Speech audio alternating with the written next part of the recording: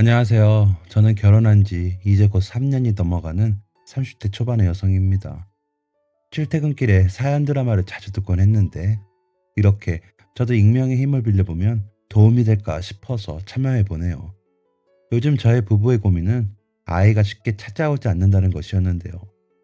한번 찾아온 아이를 안타깝게 떠나보낸 뒤로 여러 번의 시도를 했는데도 아이가 잘 찾아오지 않아 왜 그럴까 생각해 보니 남편이나 저나 이래저래 스트레스 받는 일이 많았던 것 같아요.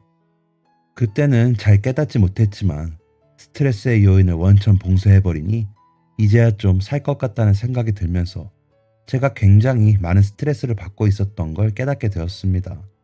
의사 선생님께서도 아직 나이도 젊고 기회가 많으니 마음을 편하게 먹고 기다리면 좋은 소식 있을 거라고 하시네요.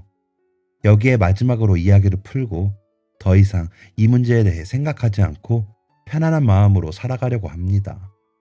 결혼하기 전까지 저는 굉장히 긍정적이고 밝은 성격이 매력이라는 이야기를 항상 듣고 살았습니다. 실제로도 스트레스를 다른 사람보다 잘 받지 않는 성격이기도 했고요. 웬만하면 일이 잘 안 풀려도 액땜 하겠거니 아니면 다른 좋은 일이 있겠거니 인생은 새옹지만 아니더냐 하고 넘기는 타입이었습니다.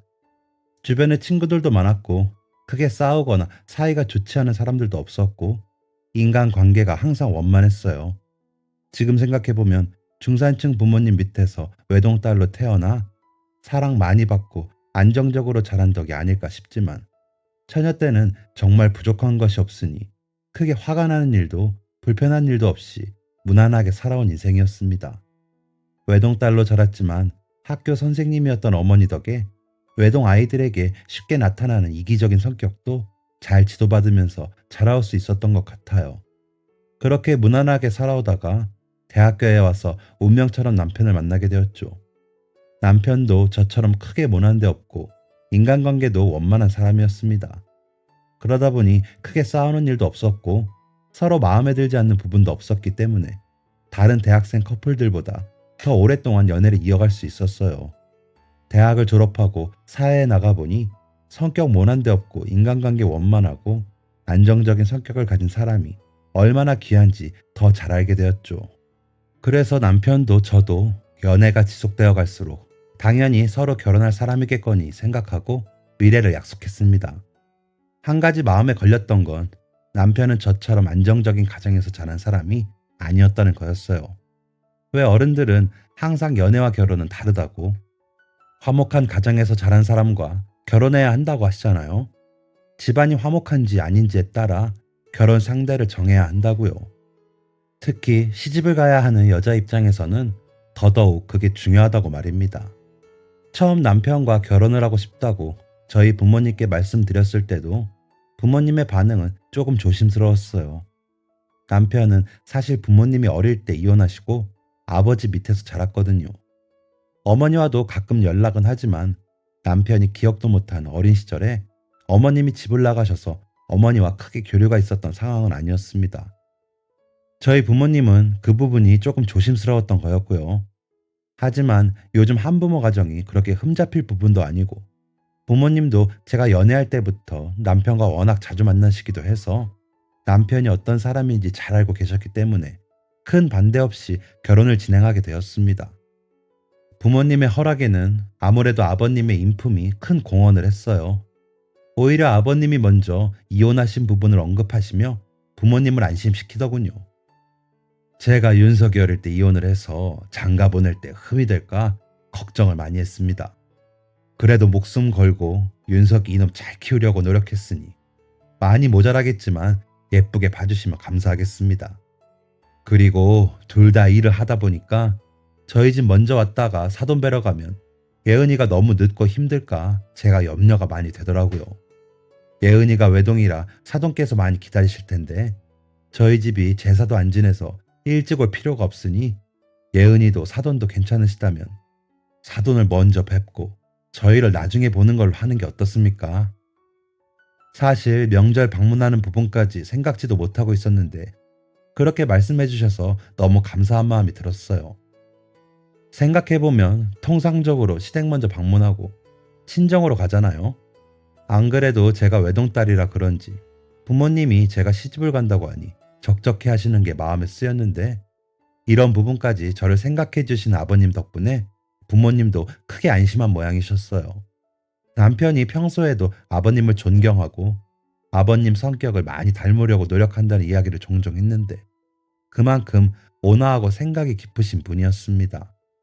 바르고 정직하게 한평생 살려고 노력하시는 게 말과 행동에 그대로 은근히 묻어나는 기품 있는 분이시기도 했고요. 그렇게 아버님까지 뵙게 되자 부모님도 안심하시고 기쁜 마음으로 결혼식을 준비했어요. 반면 시어머니는 상견례 자리에 시간을 못 내셨다며 나오시지도 않았습니다. 남편은 자라면서 엄마에 대한 기억이 거의 없었기 때문에 연락이 닿은 지금은 상견례나 결혼식이나마 참석해주길 은근히 바란 눈치였어요. 하지만 비교적 근처에 사는 저희 부모님과 아버님에 비해 너무 멀리 사시는 분이라 시간을 못 내신 것 같더군요. 여기까지는 남편도 섭섭하지만 어쩔 수 없다는 식으로 넘어갔습니다. 그런데 결혼식까지 시간을 안 내려고 하시는 건 좀 이해가 되지 않았어요. 결혼 준비나 혼수 같은 부분 보태주시는 건 바라지도 않았고 당연히 안 해주셨습니다. 그것도 이해가 잘 안 되는데, 본인 아들 결혼하는데 귀찮은 티 내면서 안 오시는 건 좀 저희 집안에 너무 예의가 아니지 않나 하는 마음이 들더군요. 결국 아버님이 전화까지 하셔서 어찌어찌 결혼식은 참석하셔서 자리해 주셨지만, 식이 끝나자마자 쌩 하고 가버리시는 걸 보자 기분이 좋지만은 않더라고요. 나중에 남편에게만 쏙 전화해서 사는 게 바빠서 일찍 가서 미안하다, 뭐 너도 알다시피 엄마가 힘들게 산다 어쩐다, 신혼 첫날인 저희 부부에게 결혼 축하한다 이야기는 일절 안 하고 자기 힘들게 산다는 투정만 부리시길래 제대로 대화 나눠보지도 않았지만 거리 두고 살아야겠다 생각했습니다. 남편도 제 눈치가 보이는지 적당히 들어주다 끊더군요. 그리고 한참 동안 연락이 없으시길래 굳이 저도 뵐 이유가 없을 것 같아 아버님과만 자주 왕래하며 별 생각 없이 살고 있었습니다. 그러다 결혼하고 첫 명절을 맞게 되었어요. 저희는 이미 상견례 때 이야기 다 되었던 만큼 친정으로 먼저 이동해서 명절 전날과 당일 오후까지 친정 부모님과 함께 시간을 보내고 당일 저녁쯤에 아버님 댁으로 이동할 계획이었어요. 지방에 계신 시어머니 댁에는 남편이 결혼 전에도 간 적이 없고 항상 아버님 댁만 들렀다가 시어머니께는 따로 문자나 전화를 드렸다고 하더군요. 굳이 저와 결혼하기 전에도 명절 때 안 뵀던 분인데 결혼했다고 대뜸 찾아가는 것도 좀 오버하는 것 같고, 결혼식 날도 시간 내시기 힘드셨다는데 말없이 찾아뵙는 것도 예의가 아닌 것 같아서 미리 상견례 때 얘기한 대로 저희 집 갔다가 아버님 뵈러 가기로 했죠. 솔직하게 말씀드리면 결혼식 때도 저를 본 척만 척 하신 데다가 결혼한 후에도 아무 연락 없으시길래 저도 시어머니를 제 가족이라 생각하지 않고 남편의 이혼한 어머니라고만 생각하고 살기로 다짐한 상태였어요. 어차피 앞으로도 만날 일 없을 건데 그게 마음 편하잖아요. 그래도 남편이 명절 때 시어머니께 전화나 문자 드렸다고 하니 저도 예의상 문자나 따로 드려야겠다 생각했습니다. 그래서 친정으로 가는 길에 남편에게 시어머니 번호를 받아 따로 문자를 보내드렸죠. 어머님 안녕하세요. 저 며느리 이혜은입니다. 명절 잘 보내시고 올해도 건강하고 좋은 일만 있으시길 바랍니다. 다음에 시간이 되신다면 꼭 한번 얼굴 뵙고 식사라도 한번 하면 좋을 것 같아요. 이런 식으로 문자 드렸던 것 같아요. 남편도 똑같이 비슷한 내용으로 명절 잘 보내시고 다음에 셋이서 식사라도 한번 하자고 문자 드렸고 아무 생각 없이 친정으로 향했습니다. 그런데 문자를 보내고 얼마 되지 않았는데 갑자기 핸드폰이 울려서 봤더니 어머님이 전화를 하셨더라고요. 남편 문자에는 그간 답장도 안 하시거나 단답으로 그래 정도만 보내셨다고 했는데 제가 그래도 며느리라서 전화 주신 줄 알고 조금 기뻤습니다. 남편도 의외라는 표정으로 되게 감동받은 것 같더라고요. 남편이 평소에 전혀 내색은 안 했어도 못 받았던 엄마 사랑을 지금이라도 받고 싶어하는 눈치가 보였거든요. 그래서 저도 기쁜 마음으로 전화를 받았어요. 그런데 전화를 받은 어머님은 제가 생각했던 것과 전혀 다른 마음으로 전화를 하신 것 같았습니다. 여보세요? 응, 그래 너희 출발했니? 다짜고짜 출발했냐고 물으시는 게 좀 이상했지만 뭐 아버님께 따로 들으신 부분이 있을 수도 있으니 그땐 좀 대수롭지 않게 생각했어요. 아니면 뭐 명절에 각자 집에서 인사드리는 게 당연한 거니까 출발했냐 여쭤보는 게 안부 인사처럼 느껴질 수도 있으니까요. 그래서 아무렇지 않게 대답했죠. 네, 저희 방금 출발했어요. 잘 지내세요, 어머님? 그래, 그럼 언제 도착하니? 내일 아침이 그래도 명절 당일이니까 너무 늦으면 좀 그래서 더 일찍 오면 좋겠거니 했는데 이제 출발하면 한참 늦잖니? 그때부터 뭔가 좀 이상한 느낌이 들기 시작하더군요. 저희 친정은 멀어봤자 경기도라서 1시간 내외로 도착할 수 있는데 말입니다. 네? 어머니, 저희 1시간 안으로 도착할 것 같아요. 저희 친정집 말씀하시는 거죠? 그러자 어머님이 순간 아무 대답을 안 하시더라고요. 그러더니 되게 실망하신 목소리로 이렇게 말씀하셨습니다. 아, 요즘은 친정집을 먼저 가니? 세상 좋아졌네. 나는 나 혼자 사니까 당연히 우리 집에 올 줄 알았는데 명절을 나 혼자 보내라고 너희들끼리 쏙 빠져서 친정집이랑 윤석이 애비만 보고 그러는 거니? 좀 섭섭하구나. 목소리가 좀 커서 수화기 밖으로 소리가 나간 모양인지 남편도 당황한 표정으로 저를 쳐다보더라고요. 저도 너무 당황스러워서 어떻게 해야 될지를 모르고 남편만 쳐다보고 있었습니다. 분명 상견례 때 친정집 갔다가 아버님 뵈러 가기로 말씀드렸고 남편도 결혼 전에 방문한 적 없다는 시어머니 댁에 남편이 아니라 한마디 말조차 안 해본 저에게 전화해서 섭섭하다 말씀하시는 것도 솔직히 어른께 죄송한 말이지만 좀 어이가 없었습니다. 남편은 시어머니가 어느 지역 사시는지만 알고 주소가 어딘지 어느 동네 사시는지도 모를 정도로 교류가 없었어요. 시어머니도 당연히 남편이 그간 어디 사는지 모르시고요. 시어머니 대접을 받고 싶으셨으면 먼저 저를 가족이라고 생각해 주시거나 100번 양보해서 적어도 명절 며칠 전이라도 미리 연락 주셔야 하는 거 아닌가요? 남편이 운전 중이라 전화를 바꿔받기가 좀 그래서 그냥 제가 대충 대답했어요. 어머니, 좀 당황스럽네요. 저희 상견례 할 때 아버님이 친정 먼저 다녀오라고 먼저 말씀해 주셨고 그러기로 했어요. 그 자리에 안 계셔서 어머님 의견 못 여쭤본 거 죄송한데 아버님이 그러시길래 저희는 두 분 합의가 된 줄 알고 안 여쭤봤어요. 그런데 윤석 씨한테 듣기로는 윤석 씨가 결혼 전에도 한 번도 찾아뵌 적이 없고 따로 만난 적도 없다고 하던데 결혼을 해서 당연히 매번 찾아뵈야 한다고 생각하시는 건 좀 이해가 안 되네요. 제가 인사드리는 게 맞는 부분일 수도 있지만 그러면 적어도 명절 며칠 전에 이야기를 해주셨다면 일정을 조율했을 텐데 저희가 아무 소식을 못 들어서요. 윤석 씨랑 좀 더 얘기해보고 다시 전화 드릴게요. 그렇게 말하자 뭐라 말씀하시려는 것 같은데 솔직히 대화가 안 통할 것 같아서 남편이랑 얘기해보겠다고 말하고 전화를 끊었습니다. 전화를 끊자마자 남편에게 너무 당황스럽다고 말했네요. 한 번도 제 얼굴 제대로 본 적도 없고 대화한 적도 없으면서 다짜고짜 찾아왔어야지 섭섭하다고 하는 건 좀 아니지 않냐고. 남편도 굉장히 당황스러워하다가 결국 졸음 쉼터 같은 갓길에 차를 세워서 시어머니께 전화를 걸었습니다. 여보세요? 어머니, 예, 저 윤석인데요. 이번 명절에도 연락 없으시길래 당연히 이번에도 바쁘신 줄 알았죠. 말씀 없으시길래 저희도 안 찾아뵙는 게 나을까 해서 평소처럼 문자만 드린 거예요. 다음 명절에는 미리 말씀해 보시면 저희도 스케줄 한번 보고 조정해 볼게요. 그리고 하실 말씀 있으시면 예은이한테 말씀하시지 말고 저한테 말씀해 주시면 좋겠어요.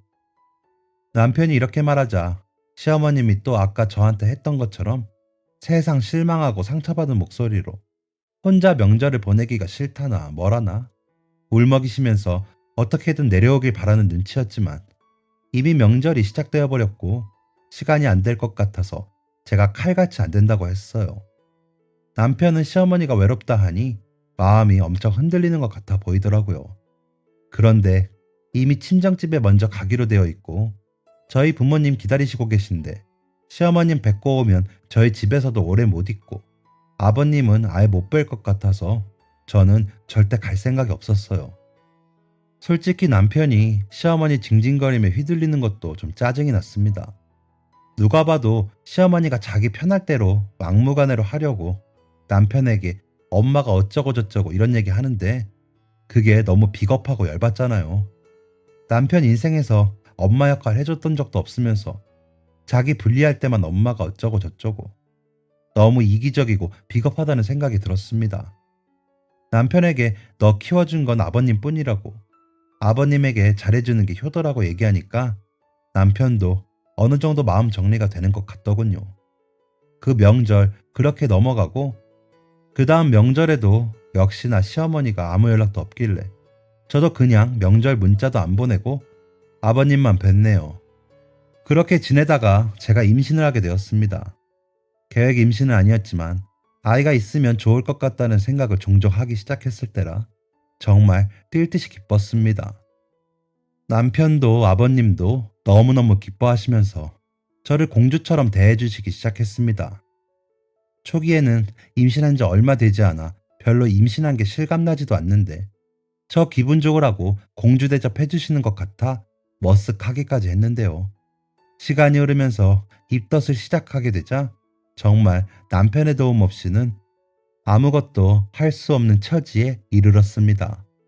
일단 당장 일을 그만둘 수도 없어 회사는 출근해야 했는데 탕비실에서 커피 냄새만 맡아도 속에서 구역질이 나기 시작할 정도로 입덧이 심했어요.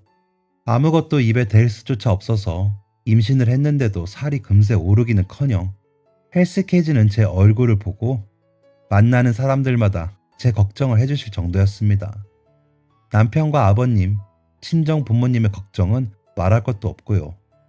마냥 아이를 가질 행복감에만 부풀어 있었는데 임신이 이렇게 힘들고 고통스러운 거라니 너무 힘들어서 하루 종일 눈물만 날 지경이었어요. 그런데 어느 날 시어머니께서 문자가 오시더라고요. 아가, 임신했다며? 입덧이 심하다던데 힘들어서 어쩌니? 가서 반찬이라도 좀 줄까 하는데. 문자 받으니 솔직히 죄송한데 반갑진 않았어요. 입덧 때문에 뭐 먹지도 못하고 만나도 제대로 시간을 못 보낼 것 같아서 괜찮다고 답장 드렸는데 기어이 오시겠다고 날을 정하시는 거 있죠. 그때부터 뭔가 마음속 깊은 곳에서 쎄한 느낌이 들었습니다. 그래도 남편은 시어머니가 반찬 싸서 오신다고 하니까 엄청 기뻐하고 감동받은 것 같더라고요. 그 모습을 보자 저도 마음 약해져서 멍청하게도 알겠다고 대답했어요. 제가 입덧 때문에 아무것도 못 먹는 상태라 남편도 같이 밥을 못 먹고 있는 게 너무 미안하기도 했고 남편이 살면서 엄마 밥 얼마나 먹고 싶었을까 싶기도 해서요. 지금 생각하면 바보 멍청이가 따로 없죠. 그래도 제가 입덧이 너무 심하니 남편이 어머니와 근처 식당 가서 밥 먹고 오겠다고 하더라고요. 저는 죽 같은 거만 겨우 먹을 수 있는 상태라 미리 죽 사놓고 어머니 반찬만 받아서 냉장고에 넣어놓으면 되겠다 편하게 생각했죠. 그런데 예상과는 다르게 저희 집에 도착하신 어머니는 음식 들고 오시면 먼 길 오는데 힘들다고 대뜸 저희 집에서 반찬을 해서 주시겠다고 선언하셨습니다. 입덧이 너무 심했던 저는 너무 놀라서 손을 휘저으며 말렸어요. 그냥 나가서 먹자고 돌려서 말씀드렸는데도 어머니는 자기 혼자 신나서 외식은 한 끼만 먹을 뿐이고 두고두고 먹을 수 있게 음식을 해서 주시겠다고 난리를 치시는 게 아니겠어요? 솔직히 너무 당황스럽더라고요. 물론 남편에게 여태까지 못한 엄마 행세 하는 것까진 감동적이고 좋은데 하필 입덧이 너무 심한 제가 있는 집에서 요리를 할 필요까진 없잖아요. 길거리 음식점에서 나는 음식 냄새만 맡아도 바로 토할 정도로 입덧이 심했던 저는 정말 어머니를 끌어내서라도 말리고 싶은 심정이었습니다. 좀 이해가 안 되는 건 제가 입덧하는 걸 모르셨던 것도 아니고 본인도 임신해보셨으면 분명히 아실 텐데 왜 굳이 한 번도 찾아오신 적 없다가 갑자기 찾아와서 이러시는 건지 혹시 명절 때 제가 말대꾸해서 복수하는 건가 하는 마음까지 들더라고요. 그러거나 말거나 어머님은 이미 미리 사온 식재료들로 신나게 요리를 하기 시작하더군요. 물론 어떻게 보면 너무 감사한 일이란 거 알고 어머니가 정말로 제 생각해서 먼 길 올라오셨을 수도 있지만 어떻게 저렇게 사람이 다른 사람의 입장을 생각하지도 않고 일방적으로 행동할 수 있는지. 아버님은 사소한 일 하나를 해도 저에게 괜찮냐 물어보시는데 어떻게 저렇게 다를 수가 있는지 신기할 지경이더군요. 그리고 당연히 저는 어머님의 요리가 시작되자마자 화장실에서 계속 토했습니다. 집에 자욱한 냄새 때문에 화장실에서 나올 수가 없었어요. 남편이 황급히 저를 데리고 밖으로 나와주지 않았다면 아마 저는 화장실에서 정신을 잃었을 것만 같아요. 어머니는 제가 토하거나 말거나 반찬 만드시는 거 보니 저 임신해서 오신 건 아닌 것 같고 뭔가 다른 꿍꿍이가 있어 보이시더군요. 보다 못한 남편이 어머님께 요리해 주시는 건 감사한데 제가 너무 힘들어하니 그냥 밖에서 밥 먹자고 강압적으로 얘기하고 어머님을 데리고 나갔다고 합니다. 그날 저는 속이 심하게 뒤집어져서 근처에 계신 아버님 댁에서 부끄럽지만 아버님 간호 받으면서 누워 있었고 남편이 대충 어머니께 이것저것 사드리고 달래 보낸 것 같았습니다. 그날 밤을 아버님 댁에서 보내고 집에 돌아가 보니 집안이 그야말로 하다만 요리들과 식재료들로 난장판이 되어 있더군요. 요리를 평생 안 하시는 건지 아니면 일부러 그러신 건지 여기저기 펼쳐진 식재료들과 바닥에 떨어진 야채 껍질들, 가스레인지와 싱크대엔 온통 이상한 국물들이 뚝뚝 떨어져 있고 기름도 눌러붙어 있고 설거지도 전혀 하지 않은 모습에 와 진짜 너무한 거 아니냐는 생각이 들면서 남편이고 뭐고 꼴보기가 싫더라고요. 진짜 너무 화가 나서 너네 엄마 왜 저러냐고 남편에게 따졌어요. 남편도 집 꼴을 보고 기가 질린 것 같더라고요. 그나마 만들고 간 반찬은 고춧가루가 잔뜩 들어가고 딱 봐도 짜 보이는 것들만 가득해서 임산부인 저는 입에도 못 댈 것 같은 음식들이었어요. 그래서 그냥 까놓고 말했습니다. 어머니랑 나가서 뭐 먹었고 용돈은 얼마 받아가셨냐고 물었더니 한우 먹었고 용돈은 장봐 오신 식재료 값까지 받아갔다고 하네요. 어이가 없어서 너네 엄마 너 아들로 생각 안 하는 것 같다고 쏘아붙였습니다. 잘 생각해보라고 차갑게 말하고는 방에 들어가 버렸네요. 좀 심한 말 했나 싶은 생각이 들었지만 남편이 엄마 역할하는 시어머니의 여우짓에 놀아나서 자꾸 휘말리는 게 계속 이렇게 살아야 하나 암담한 마음까지 들었습니다. 그 일 때문은 아니겠지만 저는 얼마 지나지 않아 유산을 하게 되었습니다. 처음 병원에 갔을 때부터 유산기가 좀 있다고 조심하라고 했는데 입덧도 너무 심하고 아무것도 못 먹고 지내다 보니 버티기가 많이 힘들었던 모양이에요. 입덧이 너무 심해서 한 달 가까이 먹은 것도 없는데 토하기만 했으니 아이가 버티지 못한 것도 어찌 보면 당연한 일이었을지도 모릅니다. 아이를 생각했다면 토하든 말든 더 열심히 먹어야 했지 않을까 후회가 많이 들더군요.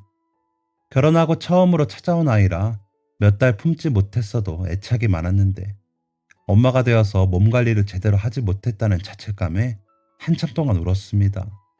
남편도 아버님도 아이를 많이 기대하신 것 같았지만 내색하지 않고 제 걱정부터 먼저 하시더라고요. 아이는 또 찾아올 거라고 상한 몸부터 추스를 하는 아버님의 말씀에 또 바보처럼 눈물만 뚝뚝 흘렸습니다. 아버님은 말로만 끝나는 게 아니라 정말로 저에게 회사를 당분간 병가를 내고라도 한방병원에 들어가서 몸조리를 할 것을 권유했어요. 아버님 볼 낯이 없어 괜찮다고 몇 번을 한사코 거절했지만 아버님은 고집을 굽히지 않으셨습니다. 다음에 찾아올 아기를 위해서라도 몸을 되돌려 놓는 게 좋은 일이라며 직접 괜찮다는 한방병원을 수소문하시고 치료비를 내주시며 저를 입원시키셨어요. 본인도 실망하셨을 텐데 매번 병문안을 오셔서 제 쓰라린 마음을 달래주시느라 애쓰신 아버님께 참 많이 죄송하고 감사해서 평생 이 은혜를 갚으며 살아야겠다. 남편과 이야기를 많이 했죠. 그런데 퇴원을 며칠 앞둔 어느 날 밤이었어요. 입원을 며칠 하다 보니 몸도 좀 괜찮아졌고 침대에 누워있기만 하면 더 회복이 더뎌질까 싶어 저녁에 바람 선선할 때 병원 내부와 옥상을 30분 정도 산책하고 오곤 했는데요. 원래는 남편이 퇴근해서 오면 같이 산책을 가곤 했는데 그날따라 전화를 받으러 간 남편이 시간이 한참 지나도록 오지를 않아 남편도 찾아 나설 겸 혼자 병실을 나섰습니다. 병원 옥상에 도착하니 남편이 아직 전화를 하고 있더군요. 거래처 전화인 것 같아서 멀리서나마 지켜보려고 조금 다가갔는데 남편이 무척이나 화난 표정을 짓고 소리를 지르고 있었습니다. 어머니, 그만 좀 하세요. 아버지랑 다 얘기한 거예요. 저희 일 저희가 알아서 하고요. 어머니 저번에 오셨을 때도 솔직히 많이 힘들었어요. 챙겨주시는 척 하시는데 사실 돈 필요해서 그러신 거잖아요. 어머님 없을 때도 저 잘 지냈으니까 그만 좀 하세요. 멀리서 듣는데도 누구 전화인지 알겠더라고요. 보나마나 시어머니 전화겠죠. 제가 끼어들기도 뭐해서 도망치듯 병실로 내려왔지만 남편이 그렇게 심하게 말하는 걸 처음 봐서 심장이 벌렁벌렁했습니다. 다른 시부모님들은 며느리가 유산했다고 비싸기로 유명한 한방병원에서 몸조리를 하는 걸 곱게 보실 분이 몇 없다는 것도 알고 있었기 때문에 괜히 어머니 전화가 신경 쓰이더라고요. 참다 못해 그날 밤 남편 몰래 남편의 핸드폰을 열어봤습니다. 아니나 다를까 시어머니 문자가 여러 통 와 있더라고요. 너희 아버지는 옛날에도 돈을 그렇게 함부로 쓰더니 내가 그럴 줄 알았다. 나 도와달라고 그렇게 말했을 때는 한 번도 안 도와주고 입 싹 닫더니 유산한 주제에 그게 뭐가 대수라고 몸조리를 하고 앉아있어? 세상 좋아졌다. 내가 오늘 윤희한테 듣고 얼마나 놀랬는지. 예은이 걔는 너희 아버지가 해준다고 바로 병원 들어앉아서 하하호호 하고 있어. 걔 조심해야겠다. 엄마가 그런 애들 잘 아는데 윤석이 너처럼 착한 애는 고생 많이 할 그런 여자야. 지금 당장 퇴원시키고 정 몸조리 하고 싶으면 병원비 빼서 나한테 보내. 내가 우리 집에서 조리시켜줄 테니 산 좋고 물 좋아서 도시보다 빨리 나아.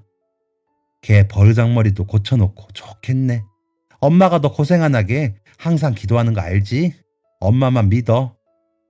여러 통의 문자를 다 합쳐보니 이렇게 되어 있었고 뻔뻔하게도 계좌번호까지 쓰여 있더군요. 보는데 솔직히 너무 화가 나서 손이 떨렸습니다. 밑에 이어붙여진 남편의 답장만 아니었어도 당장 남편에게 상황 설명받고 이혼했을 것 같아요. 답장은 이렇게 이어져 있었습니다. 윤희한테 전화해서 어머니 하신 말씀 다 말했고 윤희 다시는 어머니 안 본답니다. 저도 다시는 어머니 볼 일 없으니 연락처 지우겠습니다. 그리고 돈 어머니가 함부로 쓰셔서 가정경제 파탄 내신 거 아닌가요? 여태껏 어머니가 그리워서 저 이용하시는 거 다 알면서 이용당해 드렸어요. 그런데 예은이한테 하시는 말씀 보니까 제가 정신이 제대로 드네요. 라는 답장과 함께 정말로 어머니의 번호는 지워져 있었어요. 그 문자를 보자 마음은 좀 복잡하지만 화가 좀 가라앉긴 하더라고요. 하지만 시모랑 계속 이렇게라도 연락을 이어갈 건지 말 건지 확실하게 들어야 결혼 생활을 이어갈 수 있을 것 같았어요. 다음날 남편에게 전화통화를 들었고 문자도 봤다고 말했습니다. 그러자 남편이 미안하다고 말하며 그러더라고요. 처음에 어머니가 연락 왔을 때가 고등학생 때였는데 그 어린 나이에도 어머님이 돈 달라고 하시더라. 엄마가 너 많이 그리웠어. 좋은 엄마가 돼서 다시 보고 싶었는데 힘든 부탁해서 미안해 라고 하면서 어린 마음에 항상 어머니의 빈자리가 그리워서 달라는 대로 다 드렸지. 그 뒤로도 항상 조금이나마 쥐어드렸는데 이제 알겠어. 어머니는 단 한 번도 나랑 윤희를 자식으로 받아들인 적 없다는 걸. 우린 그냥 엄마가 필요할 때 현금 인출기처럼 쓸 수 있는 존재들이었고 항상 엄마가 미안해라는 이야기 들으면 조금씩 쥐어드리거나 어머니 해달라는 대로 다 해드렸으니까. 예은이 너한테 하는 얘기 들으니까 이제야 정신을 차리겠다. 이야기를 하며 울먹이는 남편 때문에 마음이 많이 아팠습니다. 어린 나이에 엄마가 얼마나 그리웠을지 생각만 해도 저도 마음이 찡하더라고요. 남편이 시어머니에게 받은 충격과 제가 그런 얘기를 듣게 한 죄책감이 심한지 굉장히 힘들어하는 모습을 두고 볼 수가 없어서 저는 어차피 시어머니 그런 사람인 줄 짐작이나마 했기 때문에 괜찮으니 남편 마음부터 돌보라고 위로해줬죠. 신우이도 남편에게 듣고는 병원에 찾아와 저에게 미안하다고 울었습니다. 평소에 시누이가 어머니와 연락을 제법 주고받는다고 들었는데 제가 한방병원에서 몸조리 중이라는 이야기를 조금 흘린 모양입니다. 시누이도 당연히 제가 몸이 너무 좋지 않으니 조리하는 것에 대해 찬성했고 아버님 뜻에도 전적으로 동의했기 때문에 저를 욕보이거나 흉보려고 말씀드린 게 아닌데 시모가 그걸 가지고 남편에게 돈 달라는 문자를 보냈다는 것에 굉장히 충격을 받은 모양이더군요. 저는 제 마음보다는 평생 엄마를 그리워했을 시누이, 남편의 마음이 더 신경이 쓰이고 안쓰러웠습니다. 마음속 깊은 곳에서 진심으로 시모를 용서할 수가 없다는 생각이 들었어요. 필요할 때만 엄마인 척하면서 시누이와 남편을 이용하려고 하는 시모에게 복수할 수 있으면 좋겠다는 생각까지 들더군요. 그리고 그 생각은 얼마 지나지 않아 실행으로 옮길 수가 있게 되었습니다. 어느 날 생소한 집원으로 남편에게 전화가 걸려왔어요. 받아보니 어머님이 사시는 지역에 있는 한방병원이었습니다. 그쪽 지역에 볼 일이 있었던 적이 없어 남편이나 저나 어리둥절했죠. 하지만 이윽고 들려오는 시어머님의 성함에 남편의 표정이 아주 차갑게 굳었습니다. 어머님이 허리 디스크에 치질이 걸려 한방병원에 입원을 하셨는데 병원비와 치료비를 남편 이름으로 돌려놓고 수납을 요청했다는 설명을 들은 남편과 저는 시어머니의 뻔뻔함에 치가 떨리더군요. 빠른 시일 내로 방문 바란다는 병원 측 설명에 남편이 자기는 어머님 없다고 알아서 하시라고 말하고 끊어버리려고 했지만 저는 너무 화가 나더군요. 결국 생각한 대로 면전에서 망신을 드려야 더 이상 이런 일이 없을 것만 같아서 남편에게 내려가자고 했습니다. 그날 주말 시간을 빼서 시어머님이 계신다는 병원으로 출발했습니다. 병원에 도착하니 시어머님이 누가 봐도 나일론 환자더군요. 분명 들어갈 때는 병실 사람들과 꼿꼿이 앉아서 웃고 떠드는 소리가 복도까지 들리더니 저희 얼굴을 보자마자 바로 침대에 드러누워선 아파 죽겠다고 앓는 소리를 내시지 뭐예요. 얼굴도 며칠이나 병원에서 잘 드시고 편안하게 계셨던 건지 저번에 봤을 때보다 더 윤기가 잘잘 흐르시는 게 당장 동네라도 한 바퀴 뛰셔도 될 듯한 낯이었습니다. 아유, 아파 죽겠어 정말. 윤서가, 엄마 혼자서 여기 입원해서 얼마나 외로웠는지 알아? 자주자주 왔으면 좀 좋아. 엄마가 허리도 아프고 외로워서 더 서러웠어. 사람들이 다 독거노인인 줄 알았겠다 얘. 그러면서 욕심 가득 찬 눈을 희번덕거리시며 뭐 들고 온 건 없나 저희를 아래 위로 몇 번이나 훑으시던지 부끄러워서 혼났습니다. 당연히 저희는 아무것도 들고 간 게 없었어요. 남편 얼굴 보자마자 엄마 엄마 하며 아픈 척하기 시작하는 시모의 얼굴을 똑바로 보고 싶지도 않더군요. 분위기가 심상치 않자 어머님이 아니라 옆 침대 쓰시는 아주머니께서 민망한지 저희에게 주스를 건네시며 앉으라고 하시더라고요. 정중히 거절하고 어머님을 똑바로 내려다봤습니다. 어머니, 저 유산하고 한방병원에 있을 때 몸 관리도 제대로 못하는 게 버르장머리가 없다고 하시더니 왜 어머님도 애 지우고 병원 들어누워서 편하게 있고 싶다 하셨잖아요. 드디어 소원 이뤄졌네요. 어머님, 편하게 누워 계시니 정말 편하시겠어요? 몸 관리 좀 하시지 그러셨어요. 그러자 어머님이 얼굴이 불그락 푸르락 하시면서 다쳤다는 허리를 부여잡고 몸을 일으켜 제 머리채를 휘어잡으려고 하시는 게 아니겠어요? 침을 튀기면서 오만 욕을 다 하는데 정말 상종하고 싶지도 않았습니다. 제일 어이없었던 건 어머님의 적반하장 태도였어요. 야 이년아, 너는 내가 너 임신했다고 해서 네 집까지 올라가서 밥 해준다고 그 난리를 쳤는데 이런 미친년? 너 어디 우리 귀한 아들 잡아가지고 너 같은 게 우리 집안에 들어와? 내가 너 같은 애랑 니년이 뵌 애 하나 때문에 몇 시간 고생해서 올라간 줄 알아? 그러자 남편이 옆에서 코웃음을 치면서 어머니를 떼어놓고는 쏘아붙였어요. 저 당신 아들이었던 적 없고요. 그때 오셨던 것도 예은이 임신했다는 거 꼬투리 잡아서 엄마 놀이 한 번 하고 저한테 용돈 받으려는 속셈이셨잖아요. 제가 모를 줄 알아요? 당신 항상 그렇게 기회주의적이고 뻔뻔하고 돈도 함부로 써서 아버지가 미쳐버린 줄 알았다고 하시던데 어떻게 몇십 년이 지나도 그대로예요? 저희 오늘 온 거는 당신 망신 주려고 온 겁니다. 아무리 전화로 그만하라 말씀드려도 못 알아들으시길래 두 번 다시는 연락하지 말고 병원에 제 이름 연락처 걸어놓지도 말라고 직접 말씀드리러 온 거예요. 아시겠어요? 당신 제 엄마였던 적 없고 앞으로도 없으니까 가식적인 가족놀이 그만하세요. 뒤에서 시어머니가 난리를 치시던지 말던지 그대로 무시하고 병원 접수처에 가서 진료비 못 낸다고 말씀드리고 집으로 돌아왔습니다. 서울 오자마자 남편이나 저나 연락처 싹 바꿨고요. 그날 남편과 집에 와서 누웠는데 남편이 그러더라고요. 아버님과 시누이도 차례로 번호를 바꾸며 어머님과 인연을 끊었습니다. 기댈 곳이 없어진 어머님은 다음날 바로 퇴원을 했다고 하네요. 앞으로는 저희 식구들 앞에 다시 나타날 일이 없다고 믿지 않지만 어떻게든 인연을 이어가지 않고 살아갈 작정입니다. 저는 시어머니가 조금은 불쌍하고 안쓰럽다는 마음도 가지고 있어요. 비록 어머님과 엮였던 일이 두 번 다시 생각하고 싶지 않을 정도로 안 좋은 기억으로 남았지만 앞으로는 어머님이 좀 제대로 스스로 행복을 찾으며 사셨으면 좋겠다는 마음이 드네요.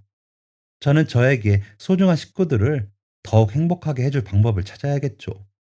더 이상 어머님에게 휘말리지 않고 말입니다. 지금의 가장 큰 목표는 어릴 때부터 어머님의 빈자리가 그리웠을 남편에게 좋은 아내가 되고 또 남편과 제가 낳을 아이에게 좋은 엄마가 되는 게 가장 큰 꿈이네요. 이 사연을 보내고 난 뒤에는 시어머니라는 사람에 대한 나쁜 기억도 지워버릴 생각입니다. 좋은 엄마, 좋은 아내가 되려면 좋은 생각을 하고 사는 게 좋을 것 같다는 생각이 들어서요. 앞으로는 이전 기억은 지우고 다시 긍정적인 제 자신으로 돌아가려고 노력합니다. 지금까지 사연 들어주셔서 감사합니다. 사연이 재밌으셨다면 구독과 좋아요를 눌러주세요. 감사합니다. 안녕히 계세요.